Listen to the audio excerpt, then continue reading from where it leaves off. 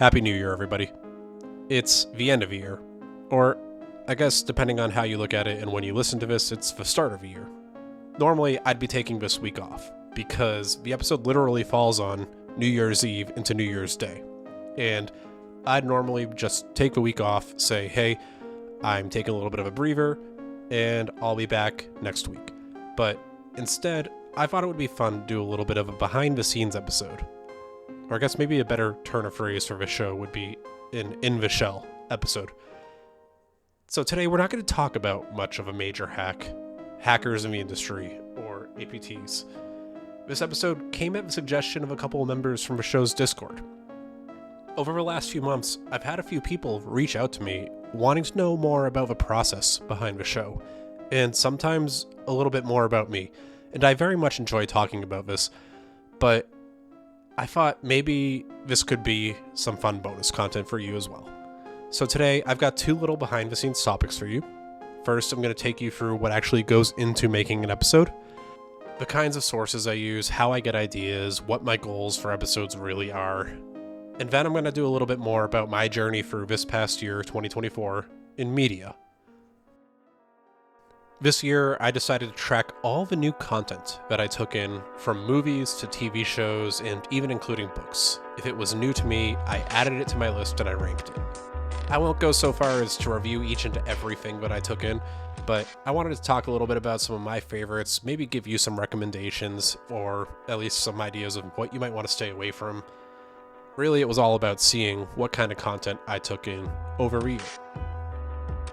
So this week, I'm John Cordes, and I'm inviting you to join me inside the shell to come ring in the new year.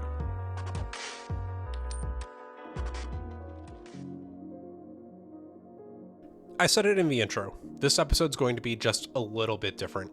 And to start, this episode doesn't have a script. Normally, I will script out an entire storyboard for each topic so that what I'm giving you actually is coherent and you're not listening to a bunch of filler words, like There is going to be some light editing, I think, in this episode because I'm taking pauses, I'm thinking about what I want to say a little bit, but at this point, I just wanted to talk a little bit about how I make an episode. Some people have asked, how do I find my topics? And really it starts with just keeping a list on my phone and my OneNote. I have a OneNote on my phone, and in that OneNote, anytime I see something that I think might be of interest for a story, I'll go in and just make a quick note. And later on, I'll see if there's enough meat to the topic to make an actual episode out of it. I'll tell you a little bit about some of the ideas that I actually have in there right now. If you hear me clicking in the background, I'm going over to my OneNote, and here's some of the episode planning stuff that I have. I have 3 interview question sets lined up for different people. Most of them are actually just for people that I hope to one day interview, and I have those kind of as a manifest this so that I can use it one day. From one of the last episodes, I have generic China APT episode. That was me picking a Chinese APT because I wanted to spread out beyond just the typical Russian or North Korean focus that I seem to have had. I want to do an episode on what the most amount of damage I could do with Metasploit might be. I wanted to do an episode on privacy. One of the things that I didn't get around to that I had on this list was election hacking. The election hacking was one that I really wanted to go into, but I just didn't have time to. If you ever go to DEF CON, the election hacking village is one of my favorite villages out there. It was a very interesting glimpse into what the problems of our modern election process looks like. I have Max Headroom. I have Hijacking TV. I have a podcast bucket list. Let's take a look at that right now, see if there's anything that I have on there. My podcast bucket list has things like hitting a certain amount of episode counts, certain guests coming on there, social media milestones, things that I can just continue to strive for with the show. I have some video ideas that I won't share with you because I don't want to spoil anything, and I also don't want to set hopes because I don't know if the video ideas are going to go out. But if we go back to it, really, this OneNote is just a landing ground for all things that I find interesting that I think maybe you'll want to listen to as well. Honestly, as I'm standing here, and I say standing because I don't sit down when I record. Anytime I've tried to sit down and record, my chair just squeaks. But as I'm standing here, the hardest part of any episode for me is just starting the script. It's kind of like starting an essay from back when I was in school. I had all these ideas going in my head and I can feel very motivated, very passionate about something, but just sitting down and starting it is the hardest part. But once I get going, then I just can't stop. That's another problem. I can go off on tangents, and I can keep writing, but I need to make sure what actually comes out is something coherent and something that makes a good story. So what I'll do is when I'm looking at this, I'll try to find a couple topics that can relate to whatever I'm writing about or talking about. And each of those topics should be able to stand on its own as a separate section of a story. So if it's something like an APT, you might see how it's broken up into, let's describe what an APT is. Let's look at some of the multiple hacks that they've done. Let's see what common tools they've had. Let's see how some of their work has rippled through the industry and through the world. If it's a single hack, I might try to find major turning points in that situation. So I can start by profiling the organization that was impacted. I can look at the point of entry for the hack. A lot of it can just be explaining what the perimeter and what that initial entry vector was so that people can understand how this stuff happens in the first place. From there, I can see, okay, what might I expect to find? Some of that is coming from my own experience in the field at this point. A lot of what hackers will do is called living off the land. There's a lot of legitimate uses inside of networks, and really just taking words to that and showing you that you don't need to be a fancy coder, you don't need to be an expert all the time, you can just use legitimate tools, is one of the big things that I want to hammer home with this. So just explaining that to everybody. Next, I can talk about how data was acquired, how it was exfiltrated, if that's the kind of attack that happened. I can talk about the impact. In the industry, there's a lot of talk about the CIA triad. Any information security or cybersecurity professional knows what the CIA triad is. It's confidentiality, integrity, and availability. Those are our three pillars of information security. And most of these events can all be broken down into one of those type of hacks or events. And then at the end of it all, I'll try to relate it back to you, because if I can't relate it to you, why are you interested? That's another piece that I really need to consider here. Why are you interested? A good example is a CrowdStrike hack from this year. That had everyone's attention. So you probably saw some level of impact on that personally. So when I put that episode out, maybe you want to know more about why that actually happened. Other times it might be something like early on explaining that North Korea hacked Sony. You might have heard about the Sony hack. You might have heard that North Korea has hackers, but you might not have been able to connect those two dots if you're just a casual person. And I think it's very interesting to see how those two things relate to each other. But at this point, I've usually got the bones of a story. Really, once I'm at this part of a process, the only thing left that I'm concerned about going into it is, can I make it interesting to me? Because if I'm not interested in it, how can I expect you to be interested in it? I need to be interested in whatever I'm talking about. I need to be passionate at least a little bit about it so that you can feel the same level of excitement that I do. I know my voice doesn't always ring excitement, but if I can't convey that I find this stuff interesting, how can I expect you to want to find it interesting? I think it's just something that I need to be able to provide for you. That's part of why I do things like the Internet of Things episode every year. That topic is super interesting to me, and it's always got new content. So for me, it's a goldmine. But another thing that I don't think a lot of people consider is that when you're scripting out a show like this, I also kind of need to hit a certain word count. I don't go into it saying I want to hit 7,000 words, but I do go into it saying that I should have 4,000 words or so as a minimum point. That's including my intro and including my outro. The reason I say that is because that guarantees me a minimum length episode of around 25 minutes. And when I restarted the show up, I really wanted to try no more episodes under 20 minutes. If I can, 25 to 35 minutes is where I want to try to sit the sweet spot. But if I have enough content, I'll do a longer episode. This might end up being one of those today. I don't know, so we'll find out at the end. I don't want to be doing 10-minute episodes if I'm a bi-weekly show. Honestly, I think that's a little bit insulting. And I think I honestly average somewhere between 5,000 and 6,000 words, which if you're talking 40 episodes at this point, that would end up being hundreds of thousands of words. Honestly, I wonder how many pages of a book that would end up being. It's something that I might actually go into this afternoon and take a look at. I think one of the benefits that I really have when I'm planning episodes is that a lot of what I'm doing is kind of far in the past, which means I have a lot of available sources to me for information.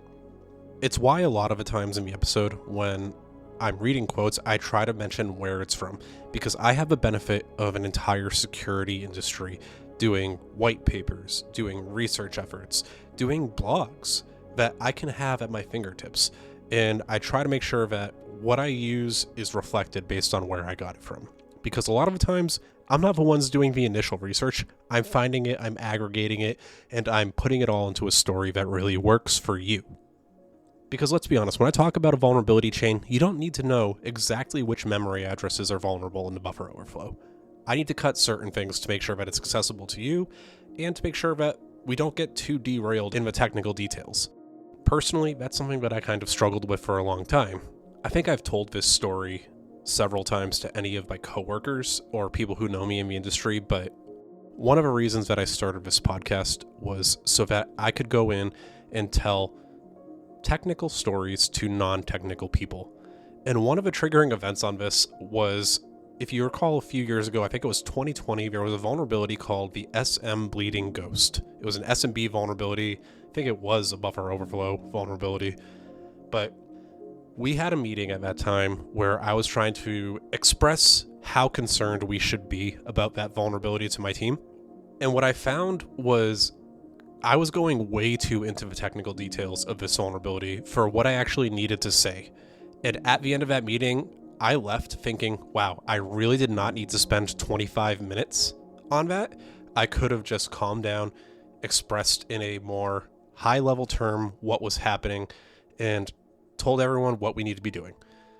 And that kind of was the basis for this podcast. I identified a problem with myself that I needed to conquer. I needed to figure out how to tell these non-technical stories, take the sources from the internet that are largely technical, and bring it to a high level so that anyone in my industry, in my organization, even people not affiliated to technology, because companies are more than their cybersecurity teams, just being able to communicate to them how we should prioritize things is a very valuable skill. But for each episode, a script usually takes about 4 hours of time to write, because I'm not just writing, I'm doing research, I'm putting it all together, I'm trying to use that process that I explained to you earlier to make sure that what I have doesn't spend too much time on one particular point. And finding the time to do that is tough, because this is not my full-time job.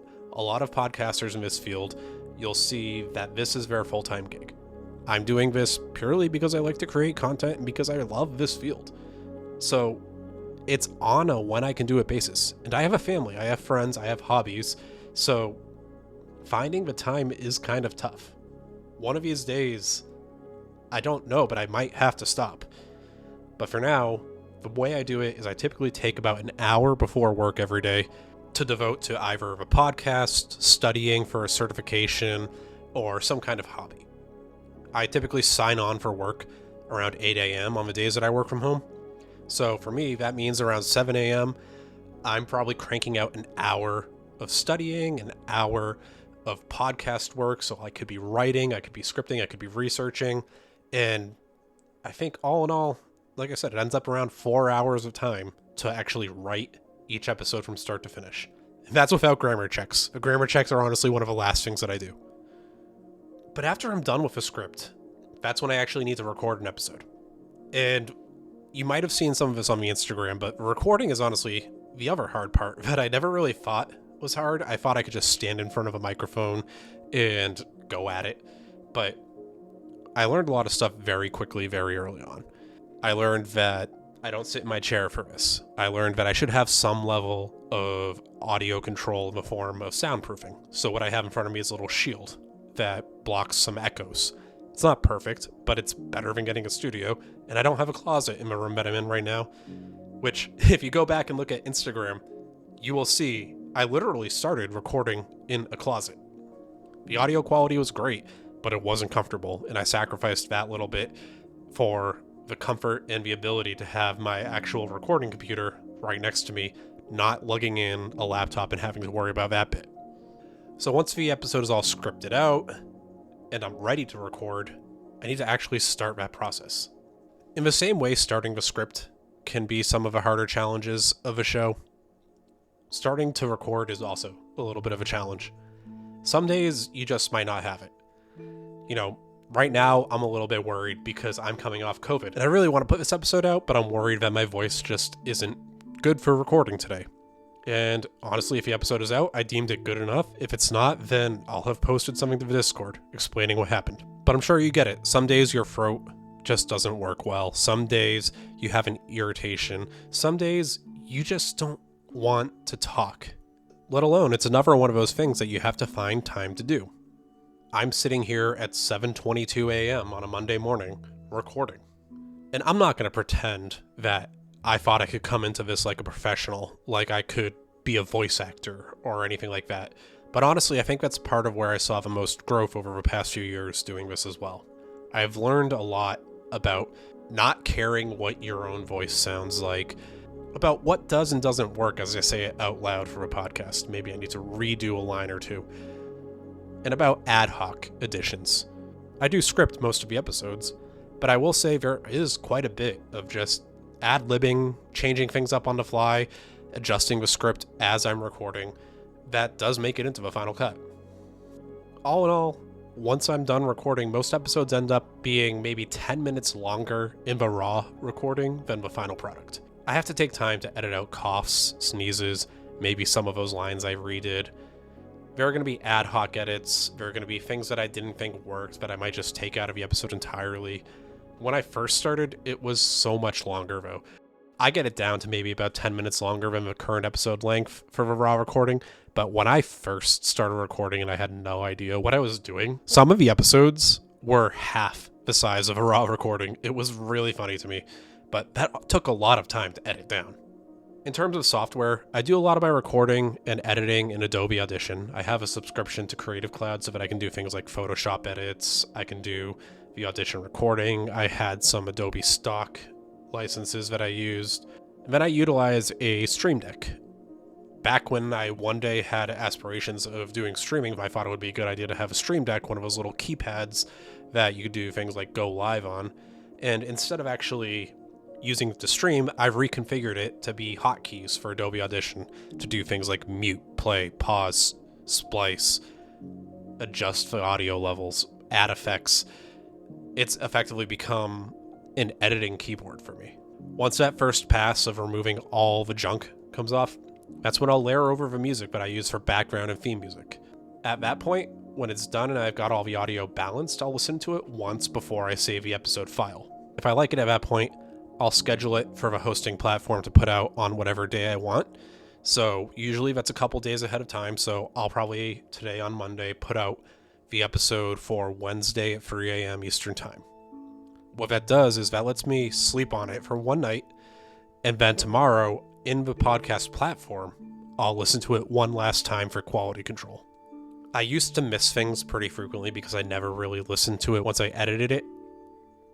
I did my first pass and I did my first QA and that was about it. But what I found was over time, I was realizing that there were hiccups that I would miss because I had just been so ingrained in it. It's kind of like when you type the same word twice. You just don't realize that you missed it because in your head it was perfect. So giving myself that night to sleep on it, then re-listen to it in the app, gives me a fresh feel and it lets me make sure that what's going out on the apps is something that I'm comfortable listening to. Needless to say, I got over the fact that I do not like the sound of my own voice very quickly when I started doing QA. All in all, I think I listened to the episode 4 times before it goes out, between the edit, the music edition, the audition QA, and then the platform QA. Then, once it's all scheduled to go out, I'll start drafting up some social media posts that I can put out. I'll put it out on Instagram, I'll put it out on LinkedIn, I'll put it out on the Discord, and I'll put it out on Blue Sky now. From there, I'll keep track of how it does on the opening day. And honestly, that's about it. I'll set it, forget it, and broadcast once every few days that, hey, I've got a new episode out. Really, what I want to do with this is demystify some of it, because I've had people who I've talked to in the show's Discord who I think could do this. I think that this is more accessible than you think it is. So I hope that if I gave you some ideas, maybe you can take this year to put some of your own ideas to words and put some of those words to podcast? If you do, let me know. I'll be one of your subscribers. That's honestly all I really had for the podcast side of things. If you have any questions about the podcast itself and about that process, I'll do the same thing that I always do, and I'll plug the show's Discord. There's an invite link in the episode description, on the website, in my socials, everywhere. Come join us over there, ask me, have some good discussion. I'm really going to try to grow the Discord this year. And before I talk about that new media that I consumed this past year, I do want to give you one other glimpse behind the scenes. I mentioned at the top of the episode that a lot of the times I'll sit overnight, re-listen to things, and if I don't like it, I'll redo it. Well, the back half of this episode, everything from here on out, is a re-record. The first time I recorded this next bit, I really didn't like how it turned out. I felt like I was sporadic, and I was a little bit all over the place. So I'm trying to give a little bit more structure after having thought about it a little bit more and listened to what I thought did and didn't work. So what I want to do is I want to talk a little bit about something that I did this past year. I wanted to know what kind of new media I was intaking, and I'm not talking about things like comfort shows, stuff that I'll go back to that I've seen a million times, because I think we all have those. I was curious as to what kind of stuff I was taking in that was new to me. So if it was a book, if it was a movie or a TV show, and I had never seen it before, I made a note of it, and then I ranked it.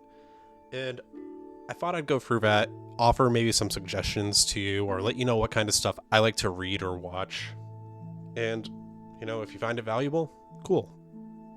If you agree or disagree or think my opinions on this are kind of hot garbage, come find me in the Discord. I want to hear what you want to talk about. I want to hear what you watched, what you listened to, what you read. So let's talk. I'll start with my books. All in all, I read 21 new books this year. I'm using the word read a little bit lightly there. It was largely a 3-to-1 split in terms of 3 audiobooks to 1 physical book. And a lot of times I was doing 2 books at the same time because I was listening to one and reading another one. Now, across those 21 books, 7 of them were the last books of the Expanse series. I had started that last year and wanted to really make sure I finished that this year. In fact, it was one of my goals for myself was to actually finish that series. 3 of the books were from a series called The Bobaverse. And I'll touch on that in a minute. But if you look, that makes up about half of the books that I read. Based on those numbers, 10 of my books being across those 2 series, let's talk a little bit about it. Because if you don't know, The Expanse is kind of like a space opera series that explores humanity in a future where Mars, Earth, and the asteroid belt are kind of on the brink of war. That's where it starts, those are the 3 powers: Mars, Earth, and the belt. It follows a group of characters on a ship called the Rocinante. They don't get it right away, but that is pretty early on in the first book. There's some hard sci-fi, there's a little bit of noir, because in the earlier books, there are parts that take place from the ship's perspective and parts that take place from kind of a space station detective's perspective, and it connects back on both parts to a mystery that kind of threatens the survival of humanity and how they're tackling that. I'm trying to be a little bit vague here because I don't want to spoil too much, but The Expanse ended up being one of my favorite book series that I've ever read, probably second behind the Dresden Files. The Bobaverse is a newer series that I kind of struggled with for a little bit. If you've heard of it before, you might have heard it talked about on Security Now. I think I've heard them talk about it a few times, that it's a book series that they very much like to listen to. It's an Audible exclusive. It is available on Amazon and Kindle, but on a slight delay because of how Audible exclusives work. But the reason I was a little hesitant on it was the first book is titled We Are Legion, We Are Bob, and I kind of thought that was a little bit of a cringy title. I never really loved the whole We Are Legion, We Are Anonymous kind of thing, and if I'm being honest, it's not that I was avoiding that book in particular, it's just that made it hard for me to pick up to start, and I knew there were plenty of other good options out there for me. But happy to say that one is probably going to be also in my top 5 favorite series I've ever read. It's another science fiction series, and the long story short of it is it follows a main character, Bob, who very early in the first book signs a contract that a company will save his body upon his death and try to bring it back in future when technology is at a point that his life could be saved. And I think within 30 pages, he dies, and is brought back nearly 100 years later in the future, but not as a person, as an artificial intelligence. And his goal is going to be to find habitable planets for humanity to expand out into the stars on. And I'll stop there because his mission and how that all takes place is very interesting, and I don't want to spoil anything else. It was a good read, though. One thing you'll notice between the books, the movies, and the TV shows is I like hard science fiction. And when I say hard science fiction, if you're not sure what I mean by that, I want to break it down real quick. Basically, it's sci-fi that has a bit of a, let's say, adherence to scientific accuracy and some logical consistency. It tries to emphasize things like realistic depictions of advanced technology, things like space travel, futuristic concepts, time travel. They try to root it in established scientific principles. They're not just going to hand wave everything. They might do it when it gets a little bit past the point of no return, but a lot of it is rooted, or at least started, in stuff that you might have already heard about. Those kind of narratives typically, at least in my experience, explore the implications of scientific discoveries, and a lot of times it'll have some level of scientific exposure and maybe a philosophical concept too about how our lives will be changed by these. I think in my head it really triggers the want and hope for some cool advances in my lifetime that I might be able to get a glimpse of. But I talked about my favorite series. I talked about 10 of the books. Let me just read the list of books that I went through this year. I'll call out a few individuals that I really liked. I don't think I read anything bad either. I'm happy to say that I had, I think, 21 good books. I had the Expanse series, Leviathan Falls, We Are Legion, We Are Bob. That's the first book in that series. The Expanse, Tiamat's Wrath. That's number 3. The fourth book, Olympian Affair by Jim Butcher. All These Worlds by Dennis Taylor. That's another one of a Bobiverse. Exhalation Stories by Ted Chiang. That one's a little bit more of a philosophical piece. I took a break from hard sci-fi for a little bit and went back and went to something a little bit more fantastical. Kind of explored the implications about knowing what your future holds for you and how that might impact how you live your life through a series of little novellas. For We Are Many by Dennis Taylor, that's another one of a Bob series. This one might get some eye rolls, but for the first time, I read 1984. From Jim Butcher, I read The Aeronaut Windlass. That's the first in the Cinder Spire series. The second one is The Olympian Affair that I mentioned a minute ago. I also listened to the 1984 Audible audio drama. I really actually recommend that. It's got some good cast, great talent, and it was very well produced. I went for the Annihilation series by Jeff Vandermeer. Babylon's Ashes, another one of the Expanse series. Persepolis Rising from The Expanse. Memories Legion, which is a tale of short stories in that Expanse universe. Nemesis Games, Abaddon's Gate, Cibola Burn, other Expanse series. Then we get to the last 3. 90 Days, A CISO's Journey to Impact. I do tend to spread a couple tech-based books or career-based books.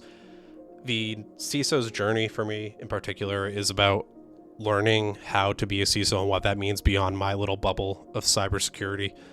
I do have aspirations of one day being a CISO. I like the idea of being able to orchestrate and guide programs, and I don't see a better way to do that, in a more meaningful way to do that, than at that level. So it is in my distant career goal. I read Anathema by Neal Stephenson. Anathema is another one of those kind of sci-fi, kind of philosophical books from him, I think. I really like Neal Stephenson as an author. I think it's worth looking at. And then the last one that I have is Measuring Anything in Cybersecurity Risk. That one's valuable for any practitioner. I would recommend going back into it. It's only at the bottom of my list because there's no plot. This isn't something that I particularly loved reading. I thought it was valuable. I did reread a couple books too, kind of comfort books. Project Hail Mary by Andy Weir, Grave Peril by Jim Butcher, which is in the middle of the Dresden Files series, and Seven Eves by Neal Stephenson. Of those, I would recommend Seven Eves. Seven Eves is probably one of my favorite books of all time. It's a standalone book. Basic premise. It's another hard sci-fi book. But I want to say 2 chapters in, maybe even less than that, the premise is that some object collided through the moon and the moon is in charts. The moon is going to rain down on humanity within 2 years. How do we save as many lives as we can? It's split across a couple different points of view, across a couple different time periods, and it's a very interesting look into how humanity deals with crisis.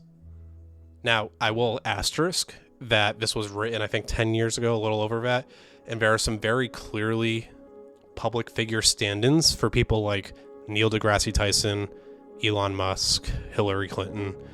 You can very clearly tell who is supposed to be who if you go back and read it.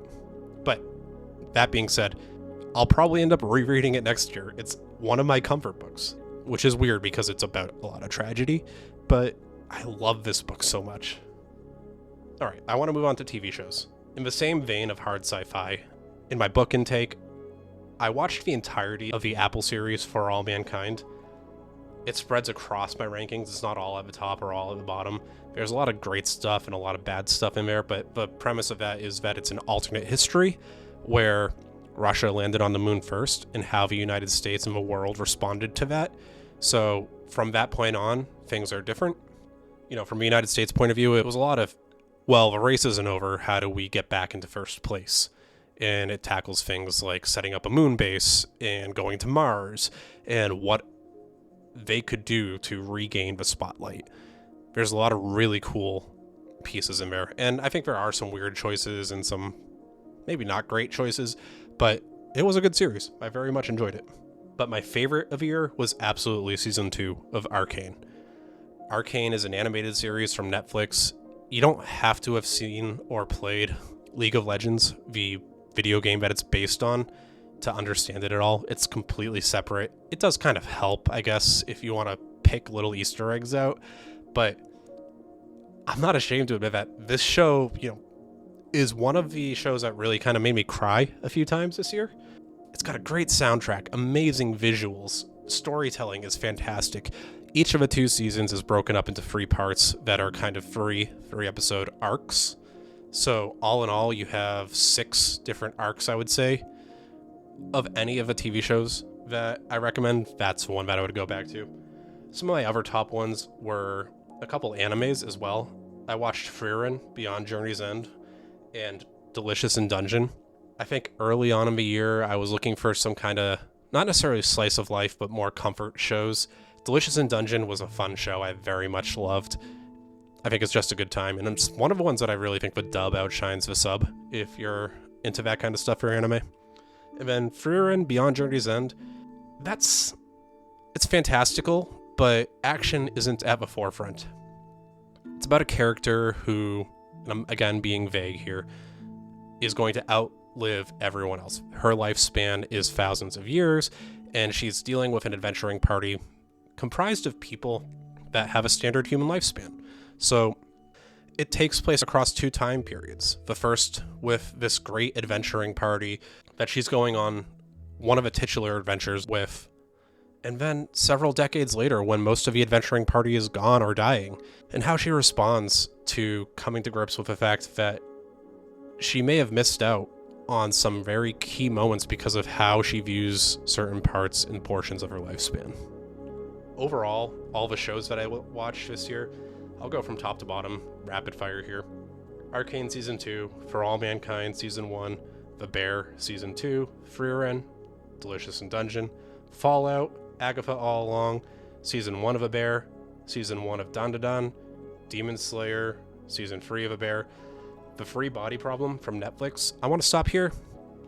That's number 12, solid middle of a rank for me, but the books that's based on from Cixin Liu is honestly another one of my favorite hard sci-fi and also kind of philosophical.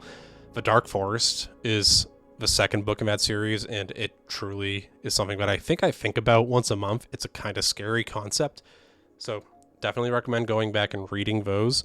The Netflix series is all right, but it takes a lot of the conflict out of China, which is where the books are located, at least in the modern day. And I do think you lose certain aspects of that because, at least early on in the books, there were some key themes about how China 40 years ago differs from China now. Moving on, Secret Level, Star Wars The Acolyte, the first season of a new Doctor Who, My Dear Friend Nokotan, For All Mankind Season 4, The Boys Season 4, For All Mankind Season 2, Invincible had a new season this year, Echo, Uzumaki, Season 3 of For All Mankind, which I think was the weakest. I still kind of enjoyed it, but it was weaker than most of the shows that I watched this year. What If Season 3, The Umbrella Academy Season 4, and Junji Ito's Tale of a Macabre. Of those last 5 or so, I was most disappointed, I think, in Uzumaki and the Tales of a Macabre. I really like Junji Ito and his works, but it seems like anytime they animate it, they just lose a lot of the charm, and they don't, whether it's production issues or not quite understanding the source material, it never quite has the same impact as reading. Then The Umbrella Academy Season 4, talk about a show that started off so strong for me. I loved Season 1 and 2 of The Umbrella Academy, but it just fell off a cliff. I did not like the last 2 seasons at all. For movies, I want to move on to now. I'll talk about the top 5, I think, and then I'll just rapid fire. I watched Late Night with the Devil, which was a little bit of more of an indie production. That's my favorite movie of the year this year.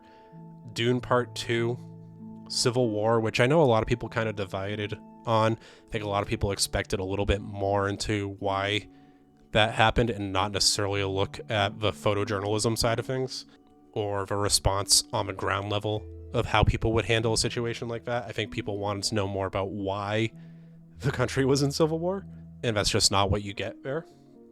Deadpool and Wolverine I very much enjoyed. That was just a fun movie for me. And Dream Scenario starring Nicolas Cage, which, if you don't know about that one, it's a man who suddenly starts appearing in everyone's dreams on the planet. And at first, how he views that as like, cool, it's my ticket to fame, but then starts to slowly see that that doesn't actually come with only good sides of it. There's going to be creeps, there's going to be people who are fanatics, there are going to be people who view him as a source of trauma. It's a good movie. Rapid fire for the last set of movies. I went on to watch Saltburn, Oppenheimer, Godzilla -1, Transformers 1, Wicked Part 1, Demon Slayer, Mugen Train, Heretic, Smile 2, Stop the Steal, Poor Things, Fall Guy, Ricky Stenicki, The Ministry of Ungentlemanly Warfare, Wonka, The Grand Tour, One for the Road, Godzilla x Kong, Roadhouse, Inside Out 2, The Beekeeper, Dumb Money, Ad Astra, Argyle, and ISS. Now, with the movies, I do want to say that I put some good movies towards the bottom of that list, and I think I'm happy to say that in reality, I think I watched 26 good movies this year and 2 bad ones. Argyle and ISS were kind of disappointments for me.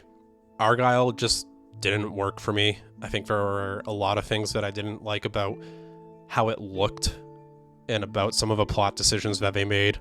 And then ISS, you know, I've been talking about how I like hard sci-fi this whole time. A thriller movie taking place on the International Space Station about how the Russian cosmonauts and American astronauts deal with each other in the wake of a nuclear war on Earth. I thought that was primed to be something that I would love, but it just fell so flat for me. I think coming into this year, I don't know if I'm going to do this again. I thought it was interesting to get the statistics of what kind of media I engrossed myself in. The other thing I did was kind of keep track of almost a bucket list bingo of things I wanted to do this year. This was at the suggestion of my friend Mike, who did something similar, so I started in February keeping a little bingo board of things that I wanted to try to accomplish for every year.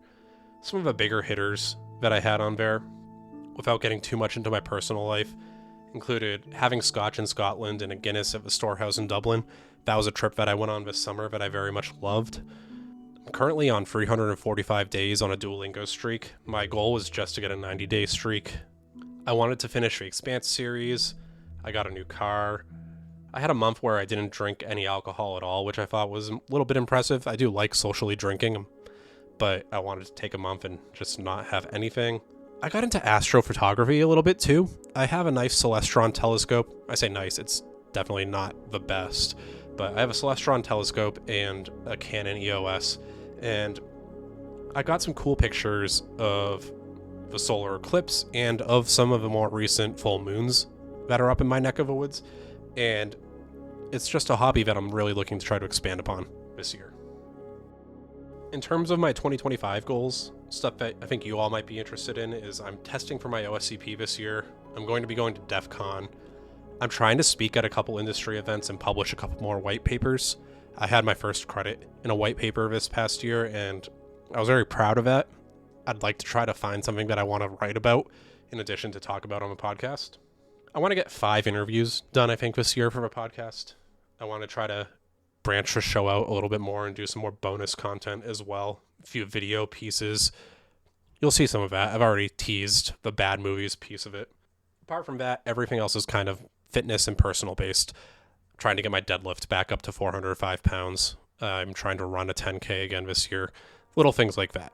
I think everyone has those kind of resolutions. I'm happy to say that I think I only actually missed out on 3 out of 25 items on my bucket list for last year. So if I can carry that momentum forward, I'll be very happy. I think that's enough about what I did this year. I do want to express, again, I'm genuinely interested in what you want to do next year. Come to the Discord. Tell me what kind of goals you have. Let's hold each other a little bit accountable and talk about it for every year. Or maybe come share some of the goals that you think would be good to set for a podcast this year. I want to hear your ideas. I've said it before. The link to the Discord is in the show description below. If you've never used Discord before, it's easy. I genuinely encourage it. It's my favorite way to interact with people. So come join us there. If not, that's fine. To the people who have been asking these questions, thank you. It's nice to know that a lot of you view it as more than just a show. I don't think I'll be doing this kind of personal deep dive too often. I might do it once at the end of every year now, just as a little bit of a retrospective and a look forward into this next year. But for me, it was partially about just having an easier piece of content that I genuinely enjoyed talking about at the end of the year. I didn't have to do as much research. This was very ad hoc. So thanks for bearing with me on that. With that, I'll do my normal call to action. If you want to follow me, you can find me at shell_pod on Instagram, or just shellpod, one word, on Blue Sky. If you want to help the show grow a little bit more this year, share it with someone who you think might enjoy it, or on whatever socials that you use. And if you want to tag me, I'll elevate it. I'll repost it. I'll interact with it. I very much enjoy that as well. I'm John Cordes, and I hope you start the new year well. I'll see you in 2 weeks for the next episode.